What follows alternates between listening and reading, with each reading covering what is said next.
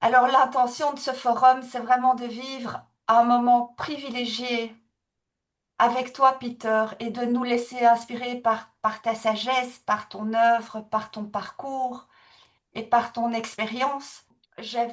Quand tu es venu à la maison au mois de février, on avait enregistré une petite vidéo dans Mhm. laquelle je te proposais de nous raconter ton épiphanie, parce que je trouve que c'est un moment clé de ta vie.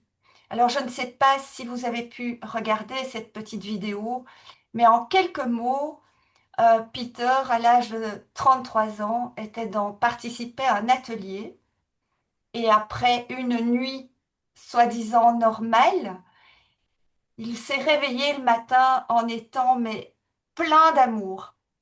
Il se sentait aimé par tout le monde et il aimait tout le monde. Et ça a duré à peu près 6 mois.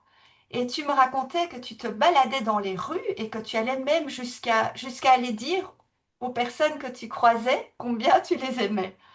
Oui. Moi, je suis vraiment très très contente, Peter, de t'accueillir parce que depuis que tu es entré dans ma vie, depuis que j'ai eu la chance de t'avoir rencontré, tu m'as vraiment permis de nouvelles lunettes pour regarder ma relation à l'argent, mais au-delà de ça, c'est tous les aspects de ma vie. Et cela m'a permis de faire un travail intérieur que je continue à faire parce que c'est jamais fini et de me sentir beaucoup plus libre, beaucoup plus en paix, beaucoup plus unie. Et j'ai énormément de gratitude pour ça. Je ne cesse de m'émerveiller de la beauté de ton œuvre. Ma gratitude comme être une telle bonne ambassadrice dans mes œuvres, en fait. Et je m'émerveille tout, chaque fois de ta beauté et toutes les choses que tu fais. Donc, je tiens à dire que moi, j'ai préparé ces questions, mais Peter n'est pas au courant des questions que je vais lui poser. Donc, c'est tout à fait, ces réponses seront tout à fait instantanées. Peter, que reste-t-il de cette expérience transformatrice que tu appelles ton épiphanie aujourd'hui? Alors, merci pour cette question. Tu as dit que ça a duré 6 mois. Et c'est vrai d'une façon que les choses qui sont venues très profondément et très soudain, euh, c'était une durée environ de 6 mois. Mais en fait, ça a changé toute ma vie, cette expérience. Et le chemin de professionnel, j'ai lâché tout ce que j'avais fait avant, qui était dans l'immobilier, faisant beaucoup d'argent. J'étais plus intéressé dans cette profession. Je voyais, je ne savais pas ce que s'est passé avec moi. Et j'étais tellement curieux que j'ai dit, je dois rechercher ce qui se passe avec moi au moment, avec l'amour et l'amour que je ressens. Et je dois le faire élargir pour tout le monde. Ça, c'était le ressenti que j'ai eu à ce moment. Ça veut dire que, disons, les premiers 6 mois étaient vraiment frappants, mais ça continue, le chemin continue jusqu'à aujourd'hui.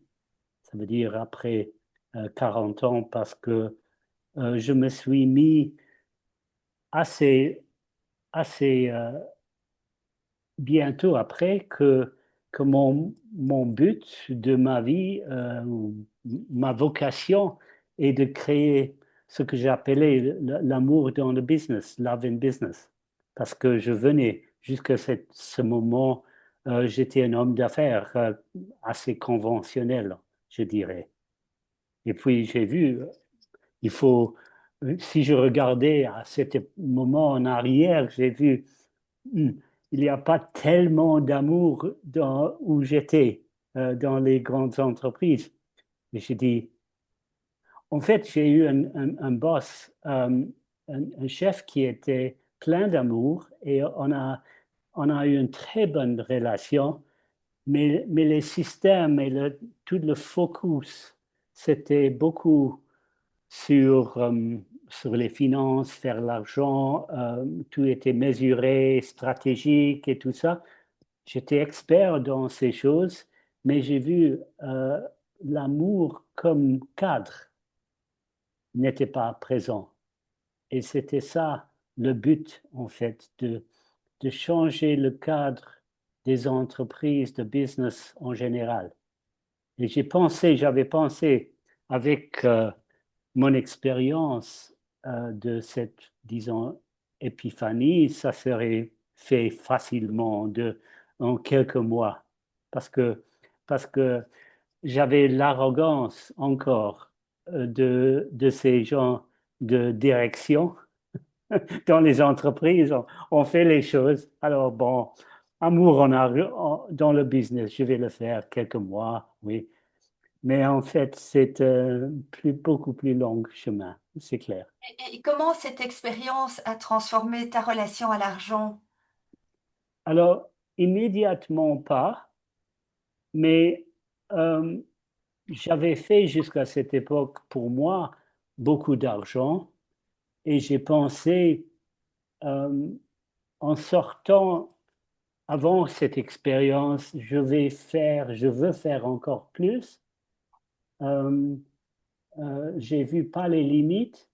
Et puis avec cette expérience, ça n'a pas tellement changé au début. J'ai pensé, bon, je vais faire encore plus d'argent, gagner encore plus et utiliser cet argent d'une autre façon.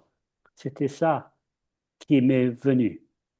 Mais j'avais pas encore recherché ma relation à l'argent à cette époque. J'ai eu beaucoup d'argent dans la banque et je pense, bon, je vais faire encore plus et je vais l'utiliser pour des bonnes affaires, pour les bonnes choses. Et puis au fond, comment elle s'est transformée finalement, ta relation à l'argent? Par perdre tout mon argent. Ah oui? Oui, Et ça a duré beaucoup de temps, assez de temps de dépenser, de donner, euh, parce que j'ai pensé, j'ai fait mon chemin avec argent en recherchant ma relation et la relation. Et, et au début, j'ai eu euh, la notion d'un livre par Martha Somebody qui a écrit un livre Do what you love and the money will come. Fais ce que tu aimes et tu vas gagner l'argent. Et j'ai pris cette notion et en espérant que c'était vrai. Et pour les autres personnes, peut-être ça a fonctionné. Pour moi, l'envers a fonctionné. Que j'ai perdu tout mon argent jusqu'à 7 francs suisses, en fait. Et en fait, ça, c'était pas, pas confortable au début, mais en fait, sans cette expérience, c'était l'expérience la plus riche d'une façon pour que je pourrais faire le travail et développer mon œuvre avec la relation avec l'argent après.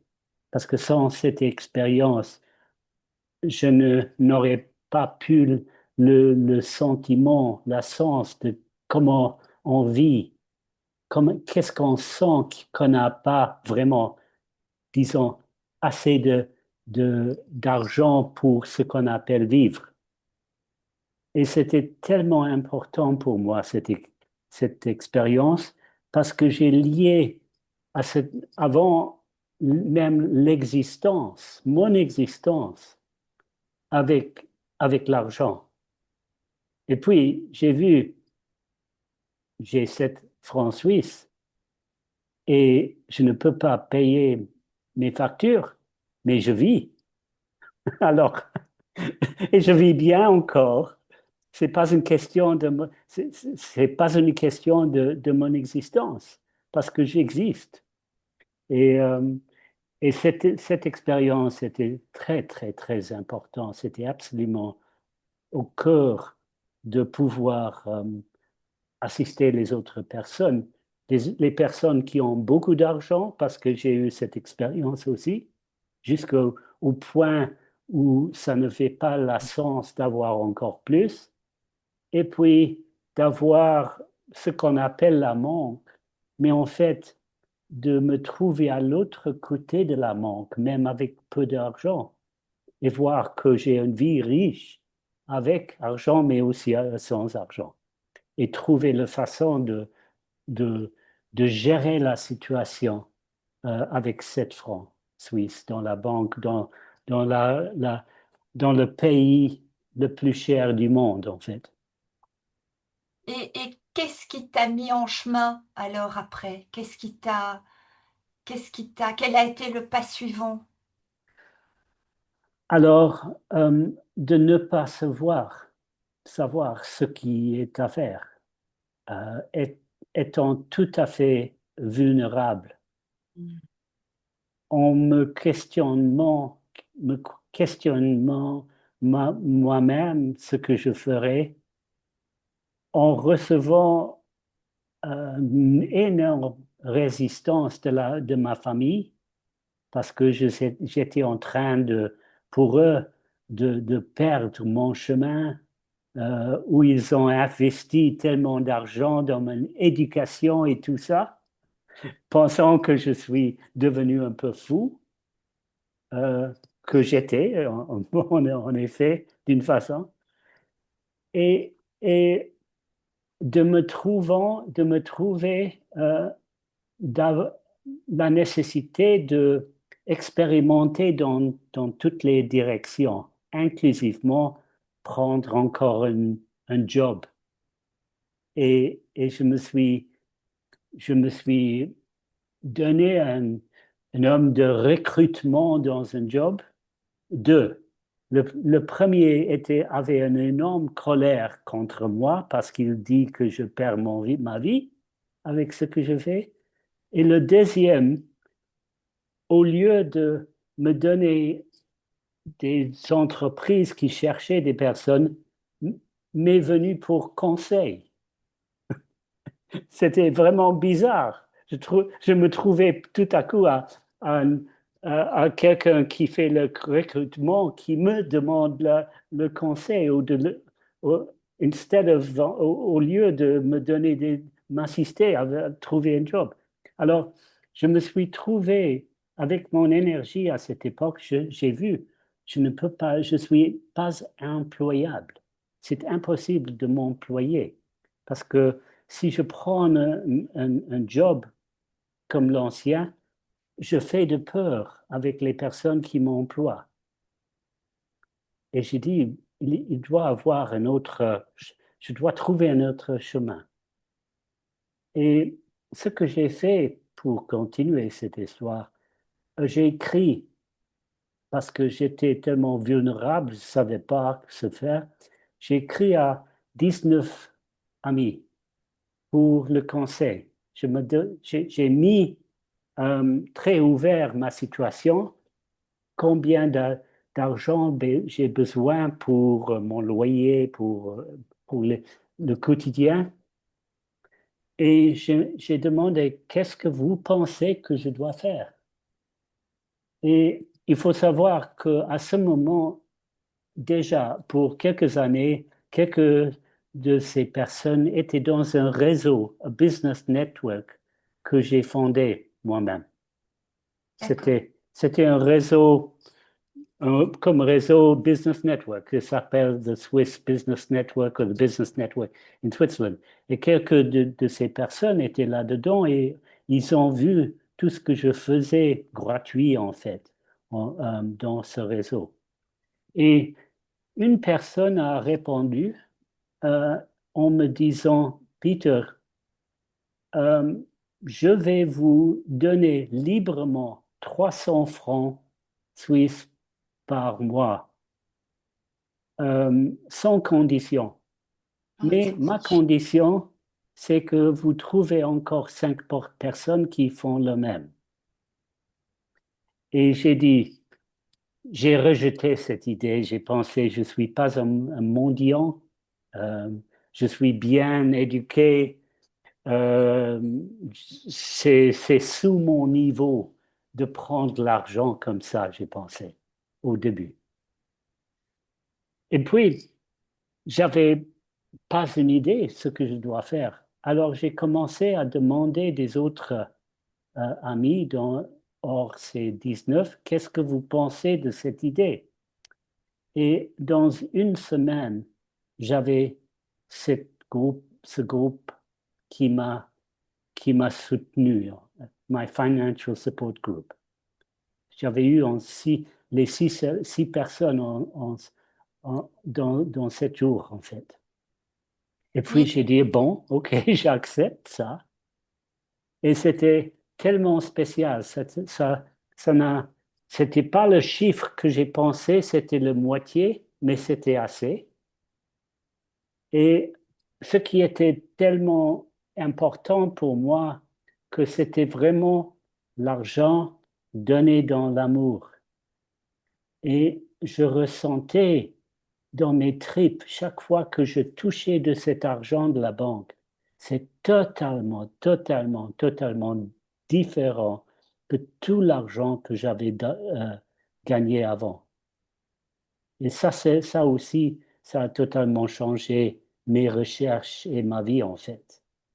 Cette intimité que je ressentais en recevant cet argent. Et c'est voilà, c'est ça qui est devenu plus longtemps de mon épiphanie. Et naturellement, j'ai continué mes recherches et mon expérimentation avec tout ça au porté début. par cet amour, en fait, c'est par Oui, cette confiance. oui, Ouais. oui. Et que l'a fait, en fait, c'était cette clarté que c'est impossible de prendre un autre job. Et c'est pas mon chemin, c'est pas ma vocation de faire ça. Je dois continuer, suivre cette voie intérieure de faire ce que j'aime. Mais comment elle te guidait, cette voix intérieure? Comment tu ressentais que c'était le chemin? Alors, j'étais déjà sur ce chemin avec cette épiphanie. C'était tellement clair d'une façon. C'était tellement fort en moi que, que si je si je pars de ça, euh, ça me fait mal, en fait. Euh, et c'est pas bien pour mon corps même. Ça veut dire à tout niveau, je deviens malade avec ça. J'avais une telle sensibilité de cette épiphanie que c'était tellement clair. Si je pars de ce chemin, ça ne fait pas de bien pour moi et pour des autres autour de moi, moralement, mais mentalement et aussi physiquement. C'était une telle clarté avec cette sensibilité. Et c'est une clarté que, naturellement, euh, je fais mon mieux de partager parce que, parce que c'est la vie, en fait, c'est la bonne vie si peut avoir cette expérience, on sait ce qui est la bonne vie. Et avec la bonne vie, je dis maintenant beaucoup, la bonne mort aussi. Parce que sans la bonne vie, on ne va pas avoir une bonne mort. Euh, Oui, et surtout à ce moment, quand on voit tout ce qui se passe dans le monde, le meilleur qu'on peut faire encore, c'est clair, avoir une bonne vie et une bonne mort. Et, euh, et euh, je suis resté après mes recherches, avec argent et avec la relation à l'argent, parce que j'ai trouvé c'est l'outil, cette relation qui a le plus de potentiel de faire cette forme de transformation, plus que tous les autres outils. Je propose qu'on prenne 1 minute de silence parce que je trouve que ce que tu as exprimé est tellement fort que je ressens comme le besoin de prendre quelques secondes pour intégrer. Ok.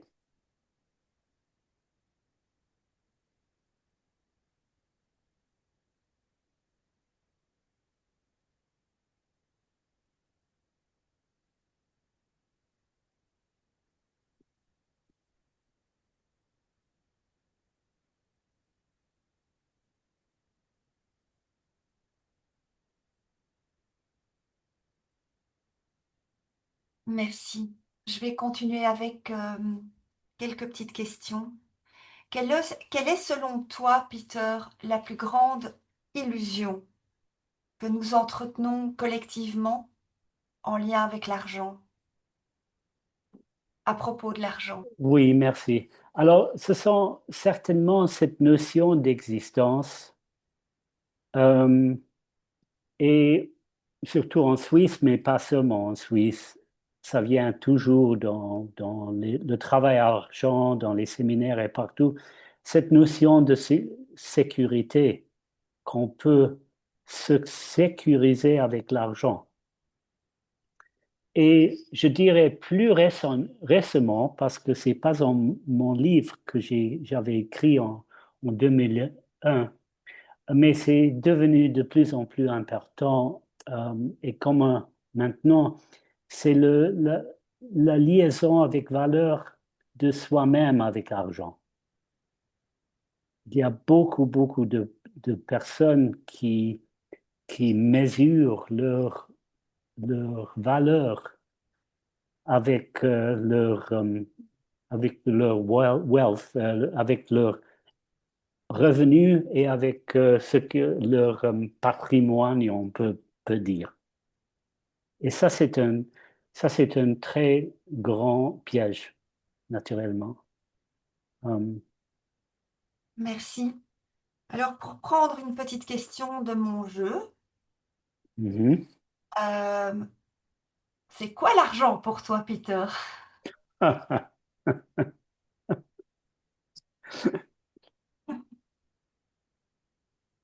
Alors, euh,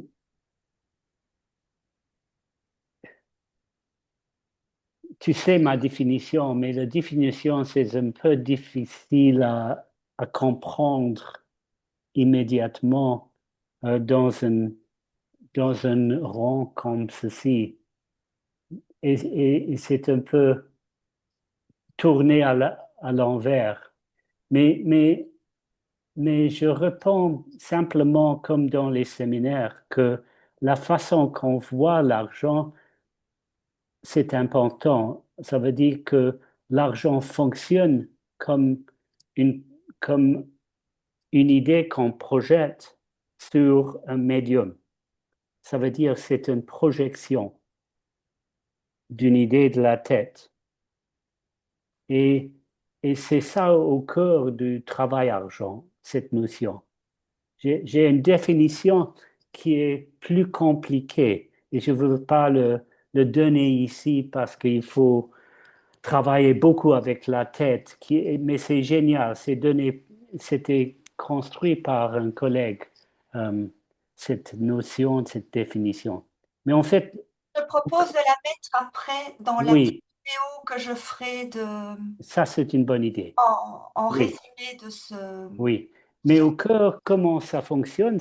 Fonctionne par projeter les parts intérieures de nous à l'extérieur de nous sur ce que nous appelons argent, qui est parfois matériel, mais la plupart c'est immatériel maintenant.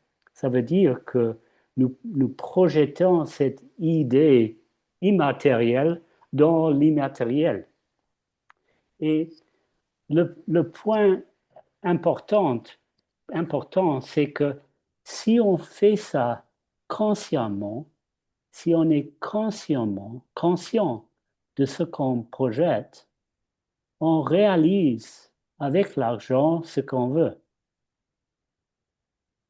Mais le problème que nous avons, presque tout le monde, c'est qu'on a commencé à projeter les choses très, très, très jeunes, entre l'âge de 1 et 2, sur l'argent, qui sont devenus inconscients.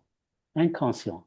Ça veut dire on les fait automatiquement sans réfléchir, comme par exemple la sécurité, l'existence, la, la liberté, mais aussi des choses négatives. L'argent est sale, l'argent est lourd, c'est une source de conflit, c'est toutes les choses positives et négatives.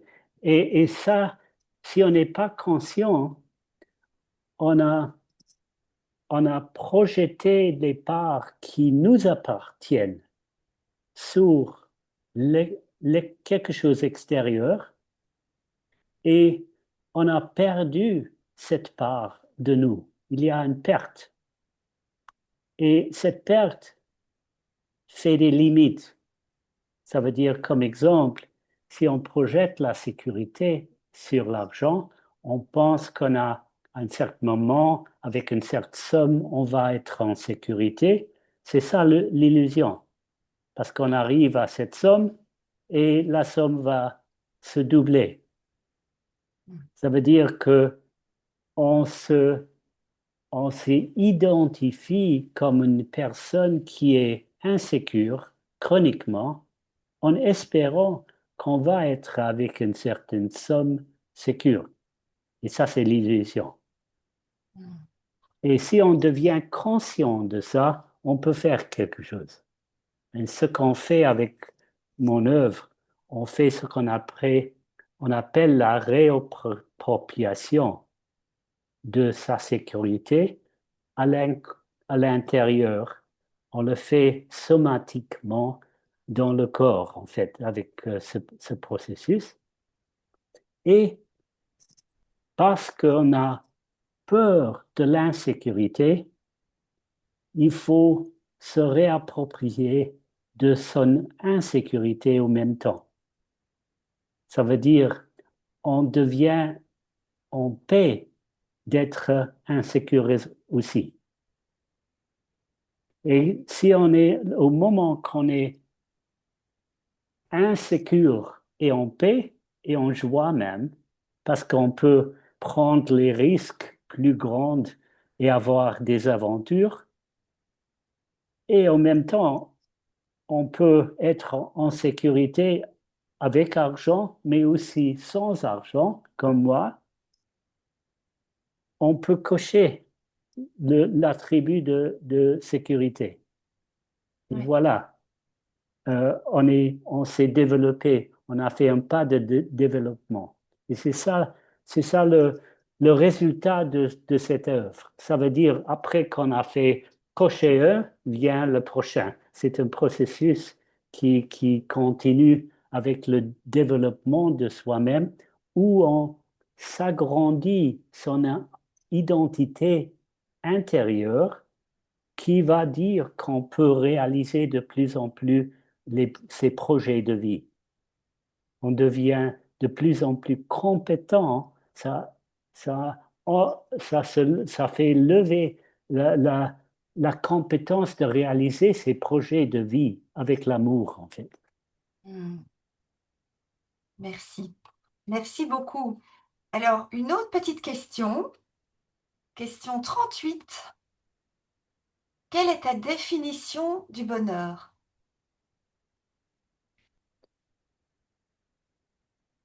C'est, c'est de faire, je pense, dit comme ça, faire ce qu'on, qu'on aime dans la vie et, Parfait. et être entouré des personnes qu'on aime, Merci. inclusif les personnes qu'on n'aime pas, y compris. Ce sont des enseignants. Les personnes là, ce sont des grands maîtres. Bon, alors, encore une petite question. C'est la question 32. Donc, oserais-tu demander de l'aide à des amis pour un projet qui te tient à cœur? Oserais-tu demander de l'argent à des amis pour un projet qui te tient à cœur? Aujourd'hui, à l'époque, tu n'avais pas osé demander de l'argent ou accepter de l'argent. Oui, Est-ce qu'aujourd'hui, oui, sans problème, en fait. Ça c'est une des exercices qu'on demande, qu'on fait dans mes séminaires. Euh, pas demander, oui, demander aussi, n'est-ce pas?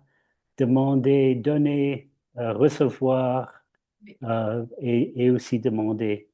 Et avec tout ce que je fais, j'ai une sorte de discipline que je ne demande pas aux autres personnes de faire les choses que je ne suis pas prêt à faire moi-même. Je oui, dois être le premier, en fait. c'est Alors, sûr. Il y a un jeu d'ailleurs qui s'appelle le Money Game, oui, dans exactement. lequel on expérimente tout ça et Oui, c'est oui, très impressionnant comme, enfin, ça laisse des souvenirs indélébiles. oui. Peut-être qu'il y a quelques-uns, quelques-unes avec nous aujourd'hui qui ont déjà fait ça, certainement. Dorothée, mais des autres aussi, n'est-ce pas? Qui ont fait. Antonia demande Oui. quel est ce jeu. Oui, Vous, vous, vous voulez montrer si vous avez déjà fait un money game? Oui, ok, Cécile, naturellement. Et les autres? Non? Ok, merci. On est en train de faire les cartes de Priscilla. On revient à ça, n'est-ce pas, Priscilla, à ce moment, tes cartes? oui, j'ai encore une question à poser, mais Antonia demandait quel était ce jeu. Est-ce que tu peux résumer en deux, trois phrases le Money Game qu'on explique? Oh, moi? Ok, ok. Le money game, on joue avec l'argent réel, disons. Ça veut dire qui a été créé par les banques nationales, cash. Et chaque personne vient avec une somme euh, significative. Ça veut dire que tu dois décider pour toi, euh, c'est quoi une somme significative. Et on voit que chaque personne vient avec une autre somme d'abord. Et puis on le joue en trois rangs. Euh, euh, le premier rang, on, c'est c'est- c'est autour d'une table. Tu peux imagine que tu joues ce jeu maintenant et regarde ce qui se passe avec toi en imaginant ça. Tu es dans une salle, il y a une table, la plupart des personnes sont les étrangers et tu viens avec une somme significative dans ta poche. C'est combien pour toi? C'est 100 euros ou dollars canadiens? C'est 200, c'est 2000, c'est 20 000? J'ai vu un jeu avec un de mes praticiens où sur la table il y avait 50 000 euros. Imagine que tu es là avec ta fortune, Hmm. parce que ça, c'est une somme significative. Et puis, chaque personne a l'argent devant soi-même. Et le premier rang, le premier tour, c'est que tu peux prendre de chaque pile sur la table et les autres personnes peuvent prendre de ta pile. Imagine ce que tu ressens à ce moment et te demande ce que tu vas faire parce que l'argent va bouger. Ça bouge assez fort, je peux te dire. à ce moment. Et puis, il y a un deuxième rang. Après euh, que c'est fini, tu peux prendre tes notes. Tu peux maintenant noter dans ta tête que ce qui se passe. Et le deuxième rang, après le prendre, c'est le donner. Et tu peux donner aux autres personnes autour de la table. Et puis, tu as une expérience de donner maintenant. Et naturellement, tu vas regarder autour de toi qui donne, qui donne pas, qui fait quelque chose, qui fait rien, et qui me donne en fait. Et pourquoi tu vas te demander pourquoi quelqu'un me donne? Est-ce que c'est vraiment la générosité ou est-ce que c'est une manipulation? Euh, Est-ce que la personne veut quelque chose en échange? Toutes les choses commencent à passer par la tête, en fait, très, très rapidement, sans, sans que vous pouvez vraiment réfléchir de ce qui se passe, parce que les mouvements sont très rapides autour de cette table. Et puis, il y a un troisième rang, après que tu as pris peut-être tes notes, qui est, tu as la possibilité de prendre d'une autre personne ou de donner, mais seulement avec la permission de l'autre personne. Alors, l'autre personne va dire oui ou l'autre personne va dire non. Si tu veux donner un cadeau, peut-être tu vas recevoir un non. Qu'est-ce qui se passe avec toi? Ou tu demandes quelqu'un d'avoir de l'argent, ils disent oui, tu as peut-être plaisir, mais peut-être ils disent non. Qu'est-ce qui se passe avec toi?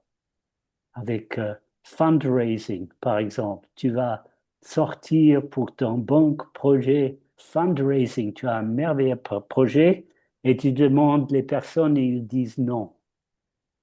Et, et voilà, ça c'est un exercice qui est super pour le travail intérieur. Et ce qui sort à ce moment, très, très rapidement, sont toutes tes projections inconscientes et conscientes, mais aussi inconscientes, que tu mets sur l'argent. Et d'où t'a été inspiré ce jeu, Peter? Pardon? D'où t'a été inspiré ce jeu? C'était inspiré à un lieu qui s'appelle Findhorn, euh, en Écosse, un centre spirituel. Et ce qui a créé ça, c'est un conseil maintenant qui habite en Espagne qui s'appelle Daniel Hoffman, Ofman.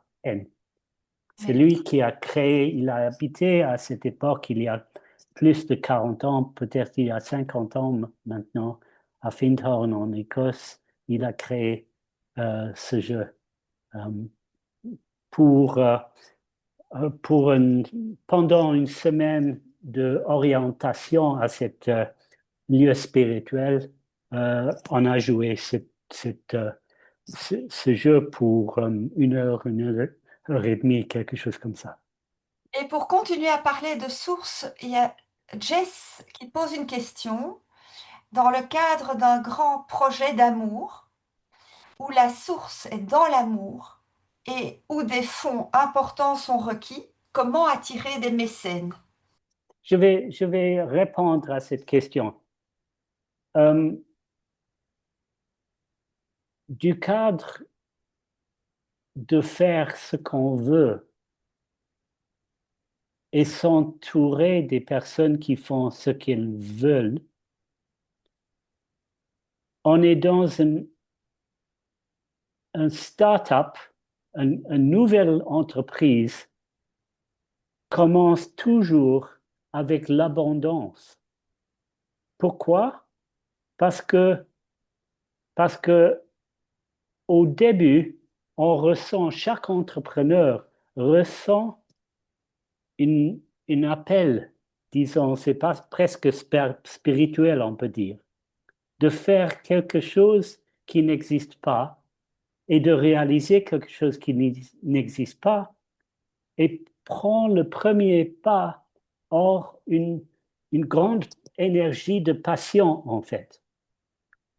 À ce moment, il n'y a pas de manque, il y a l'abondance. Absolument. Chaque entreprise est fondée dans un esprit d'abondance. Et c'est cette abondance qui attire les autres personnes, le, comme, comme le collègue de Bernie, qui attire des autres personnes, qui attire les fonds, qui attire tout ce qui est nécessaire pour la réalisation. Ça veut dire il n'y a pas un manque, il n'y a pas aussi un manque de fonds. Si on reste accroché à la vision, on va continuer à, à, à Attiré. recevoir, attirer tout ce qu'on a besoin pour la réalisation. Maintenant, il faut voir que c'est tout à fait contraire de ce qu'on on est éduqué à l'école, à l'université et même à business school, où on est éduqué de la manque dès le début. On est éduqué que des choses manquent.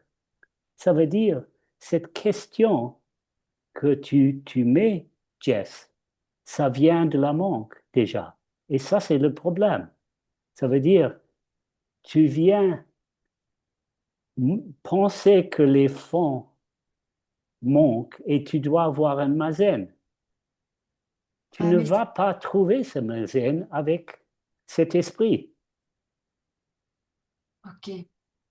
Si tu as besoin d'une maison, tu dois t'accrocher encore plus à ta vision, planifier le prochain pas pour la réalisation de ta vision et communiquer ça. Et tu vas voir si un mazen va venir, en fait. C'est comme ça que ça se passe. C'est pas que ne, ne dois pas demander. On a parlé de demander des fonds, oui, pas un problème. Mais en fait, pour vraiment attirer, ça vient presque comme, comme chose secondaire parce que tu dois être totalement accroché à ta vision pour et la réalisation de ta vision. Et ça, c'est le problème avec beaucoup de nouvelles entreprises. Elles commencent de cette abondance et puis quelqu'un vient et dit, mon Dieu, c'est pas professionnel. Il faut avoir une expertise sur le financement, il faut avoir un expert sur la stratégie, un expert sur le marketing, un expert sur... Et puis, les experts arrivent très souvent avec cet esprit de manque et c'est à ce moment que les entreprises commencent à descendre, si le fondateur les laisse entrer, en fait. Je voudrais, pour terminer, Peter, est-ce que tu as un message? Est-ce que tu as quelque chose à nous transmettre aux personnes qui sont ici maintenant et à celles qui nous écouteront par la suite? Qu'est-ce que tu as envie de nous dire pour notre... Alors, la seule chose qui me vient, c'est autour de l'amour, en fait. Euh, Parce que je pense que avec ce qui se passe dans le monde globalement, vit comme localement et pour nous tous au moment, euh, c'est l'amour qui est plus fort appelé où on peut naviguer en fait mm, au moment.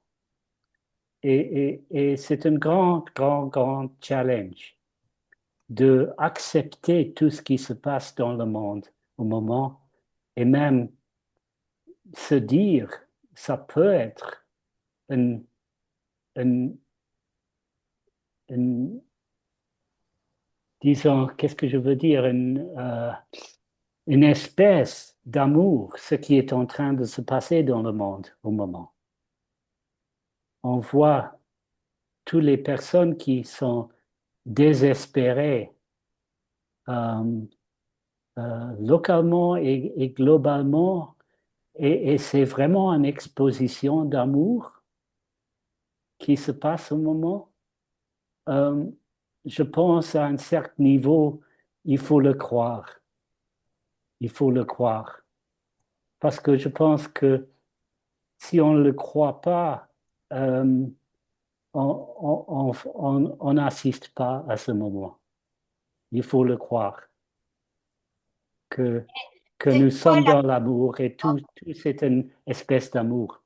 Et Peter, comment tu définirais l'amour? C'est quoi l'amour pour toi? Bon, on n'a plus beaucoup de temps, mais c'est large évidemment comme notion, mais en quelques mots, comment tu pourrais expliquer C'est vraiment sans définition générale.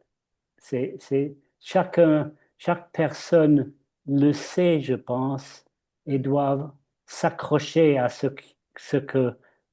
qu'elle sait quand on parle de ça. ce qu'elle sait ou ce qu'elle sent? Tous les deux, en fait. Ce qu'elle sait, ce qu'elle sent. Euh, oui, c'est à tout qu'elle vit. C'est à tout niveau, en fait.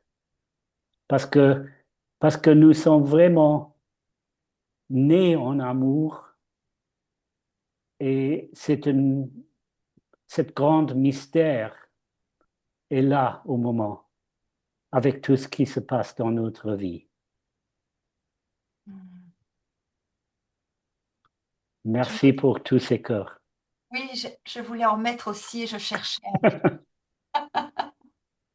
Peter, je te remercie, mais du fond du cœur, pour ce que tu nous as offert, de tellement sage, de tellement beau, qui va, j'espère, nous inspirer pour les 6 mois à venir et toute la vie.